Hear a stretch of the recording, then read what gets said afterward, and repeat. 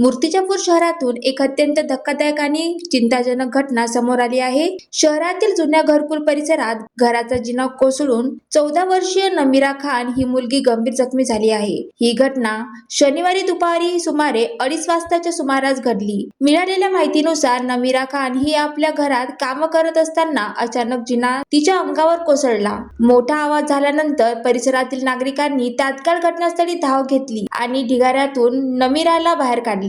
जखमी अवस्थेत तिला तात्काळ रुग्णालयात दाखल करण्यात आले, मात्र प्रकृती गंभीर असल्याने पुढील उपचारासाठी अकोल्यातील खासगी रुग्णालयात हलविण्यात आले आहे। या घटनेनंतर घरकुलच्या निकृष्ट बांधकामाचा मुद्दा पुन्हा एकदा ऐरणीवर आला आहे। 2010 ते 2011 दरम्यान उभारण्यात आलेल्या या इमारती काही वर्षातच धोकादायक बनल्याचा आरोप स्थानिक नागरिकांनी केला आहे। बांधकामात निकृष्ट दर्जाचे साहित्य वापरण्यात आले का? त्यावेळी झालेल्या तपासणी आणि थर्ड पार्टी इन्स्पेक्शन मध्ये नेमकं काय झालं, असे अनेक प्रश्न आता उपस्थित होत आहेत। घटनेनंतर संतप्त नागरिकांनी प्रशासनाविरोधात तीव्र नाराजी व्यक्त केली आहे। कागदोपत्री सर्व काही व्यवस्थित असतं, पण प्रत्यक्षात आमचे जीव धोक्यात आहेत, अशी प्रतिक्रिया रहिवाशांनी दिली। दरम्यान संबंधित ठेकेदार आणि जबाबदार अधिकाऱ्यांवर कठोर कारवाई करण्याची मागणी जोर धरत आहे। तसेच शहरातील सर्व धोकादायक घरकुलाचे तात्काळ